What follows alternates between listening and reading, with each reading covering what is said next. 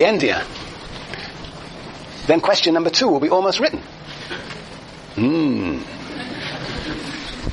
Okay. Very good. Now we're moving real fast here. Very good. Mode of production rebels against the mode of exchange. Now what does Marx mean by the mode of production rebelling against the mode of exchange?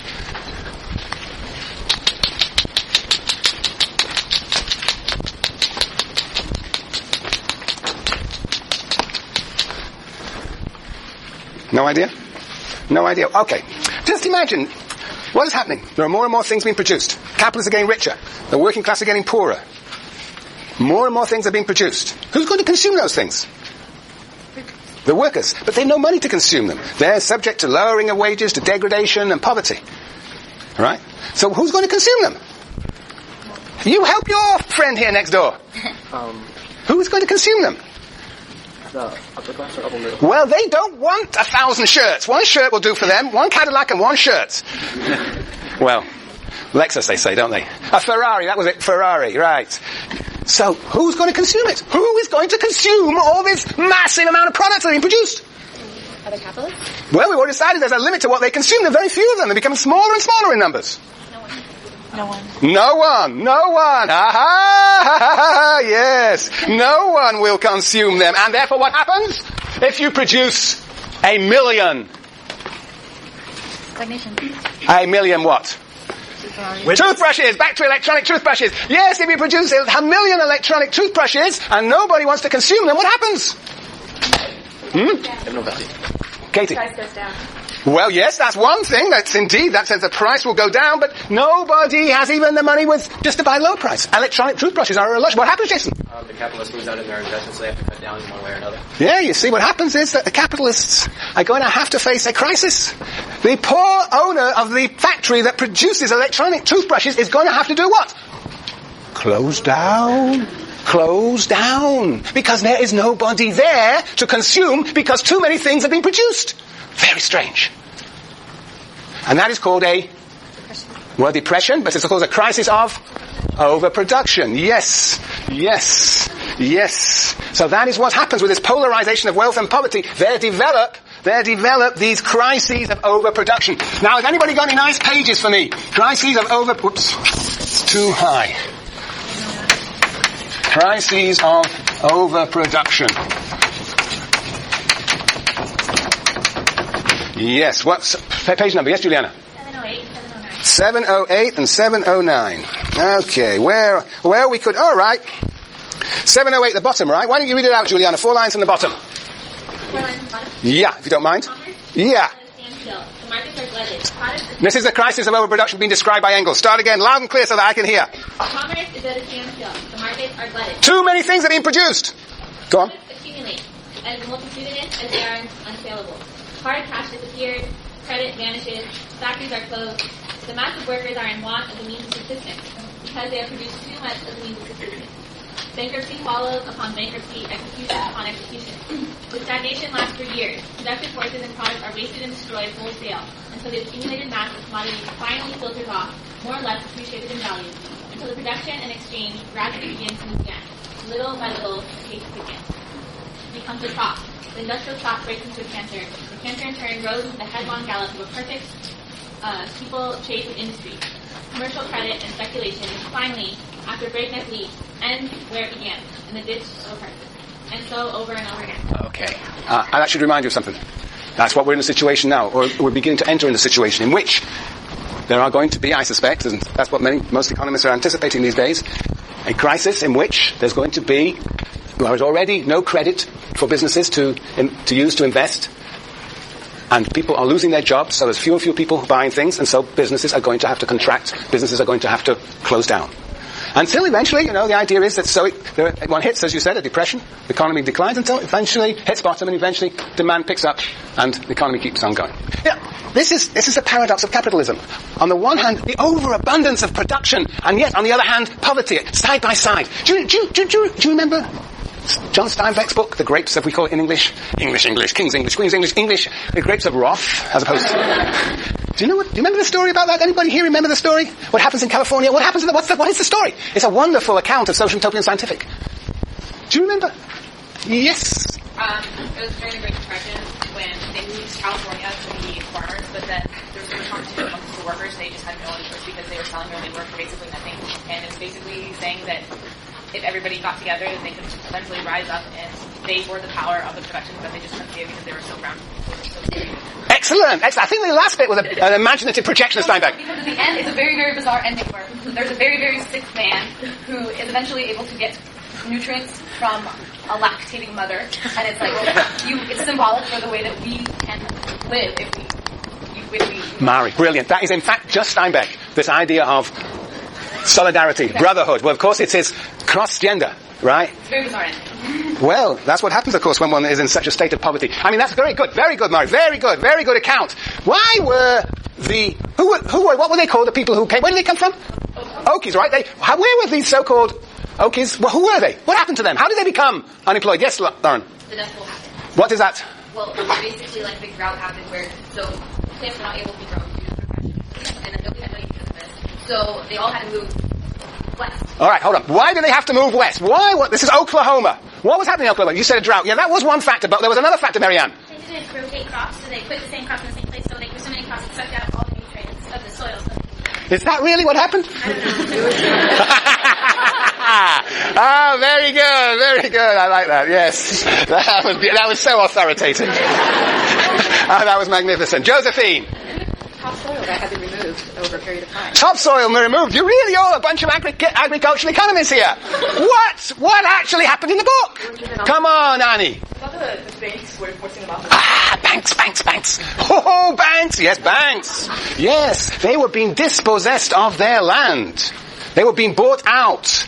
They were being pushed off the land like an enclosure movement. Yes, there was a problem of production, not denying it, but there was a human factor at work here, a class factor. Steinbeck never missed class conflict. So yes, indeed, the banks were, as ever, instrumental in this expulsion of workers. Workers were not able to actually find a subsistence existence, and therefore they had to sell their labor power. And where did they sell their labor power? Well, they had seen these advertisements all over Oklahoma for employment in California, the Golden State, where there will be a plenitude of what? Jobs. And so they move over. And what happens when they finally arrive in California? Well, essentially, so many people have moved to California that only a small proportion get jobs, and the rest become part of the reserve army of unemployed. And so those who do have jobs find themselves working for a very, very low wage because they know that they can be replaced the following day. Right. And the irony is that because it is in the Depression, the fruit that is being picked and is being produced in California sits on the ground and rots. At the same time that workers, but particularly unemployed, are starving. So we have the plenitude of food and starvation right next to one another. Why is it that those workers cannot have access to food? Why is it they are prevented from having access? Neil? They're expected to purchase their own means. They're expected to purchase it, and if they're given the food, then they don't need to work. So the whole idea is that starvation is good for capitalism. It keeps the wage low. Right? So this is what is so fascinating indeed, Mary, about your account, and throughout Steinbeck is trying to see the possibility of what Marx and Engels will call Sorry, what? What throughout was your bizarre last story? That in this sociology of Marx and Engels, that represents what? Human solidarity in the formation of a class. And there's always this possibility of class struggle and the possibility of organizing the world differently. There was a sort of socialist imagination embedded in the very account he gives of the Joad family. Yeah. But anyway, there is a case of overproduction crisis. An overproduction crisis in which too much is being produced on the one side and people are impoverished because they don't have the means of purchasing the means of their existence. Very good. And this is the account that Juliana just read, 708, 709, of how in the beginning what happens is that more and more businesses go out of business until finally hits the bottom and then demand picks up and so production increases, accumulation increases, new technology, more things are produced, and then there's another crisis. And that is how Marx and Engels see capitalism. And in that, of course, they are extraordinarily prophetic. Capitalism has never been able to get rid of the crisis it produces. But Marx and Engels were seemingly wrong in one way. Because they thought what? The crisis will, 708, 709, what's implied here? the crisis will get deeper and deeper and deeper. And in fact, the interesting thing is that these crises become the vehicle through which capitalism actually restructures itself. But we'll get to that. For now, I just want to emphasize that these crises of overproduction are endemic to capitalist economy. Okay, very good. So these crises. Now what happens as a result of these crises, these cyclical crises? What happens as a result of these cyclical crises? Who disappears? Yes, Jason? Real quick, would you say that the crisis of overproduction is an example of the means of production rebelling against the mode of exchange? Yes. Yes, that's a very good question. Yes, no, the mode of production, that is capitalist production, in a sense, is creating a crisis of exchange because people, they cannot actually generate the demand for the goods that they're producing. So that's what I think, that's what's implied by a mode of production rebels against the mode of exchange. Yes. People don't have anything to exchange with because they're so poor. Yes, that's how I interpret that. What page is that? That page is actually 709. Isn't it there, 709? Yes, on the middle of the page. The little paragraph in the middle of the page, the last sentence is precisely that. Perhaps I should read this. Alright, Jason, why don't you read it? The middle paragraph. You didn't bring your book! That's the second time. Oh, it's a wrong book. In these crises? Yes. In these crises, the contribution... No, loud and clear. Stand up. Just pretend. Come on. The contradiction between socialized production and the capitalist appropriation ends in a violent explosion. The circulation of commodities is, for the time being, stopped. Money, the means of circulation, becomes a hindrance to circulation. All the laws of production and circulation of commodities are turned upside down. The economic collision has reached its height.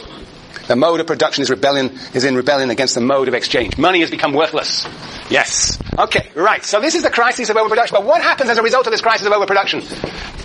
So what capitalists suffer first? Yes, Lilia? Yes. The small factories, the small businesses disappear. And where does Engels say that? 709.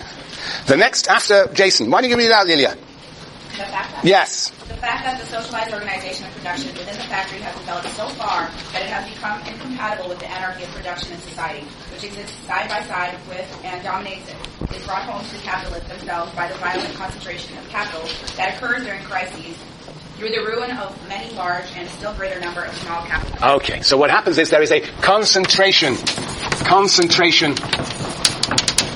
of capital. That essentially means there's fewer and fewer capitalists. So the smaller capitalists disappear. Small capitalists. Small caps disappear. Concentration of capital. There are larger and larger capitalists. Okay. Yeah. Now, question is this. How does one avoid these crises? How does one avoid these crises? How, even in Engels' analysis, what is the result? When he talks about the concentration of capital, what does he talk about here? What does Engels talk about when he talks about the concentration of capital? He talks about new institutions emerging, do you remember? Matthew? Well, I need to find the page, but he's talking about companies merging with one another and forming, we'll use the word trust, but today we might understand it as cartels and monopolies. Right. So what happens on page 710, this concentration of capital means that there are, in fact, fewer and fewer capitalists, larger and larger capitalists, and he says on page 710 that they form trusts. Let's just read it. Joint stock companies. On 710, the new paragraph, 2, 4, 6 lines into it. Let me read. The period of industrial high pressure with its unbounded inflation of credit, not less than the crash itself by the collapse of great capitalist establishments, tends to bring about the form of the socialization of great masses of means of production, which we meet with in the different kinds of joint stock companies, shareholding companies. That was something new in the time that Engels was writing at the end of the 19th century. Many of these means of production of distribution are from the outset so colossal that, like the railways, they exclude all other forms of capitalist exploitation. At a further stage of evolution, this form also becomes insufficient. And now we have the producers on a large scale in a particular branch of industry in a particular country unite in a trust, a union for the purposes of regulating production. They determine the total amount to be produced, parcel it out amongst themselves, and thus enforce the selling price fixed beforehand. But trusts of this kind, as soon as business becomes bad, are generally liable to break up, and on this very account compel a yet greater concentration of association. What is going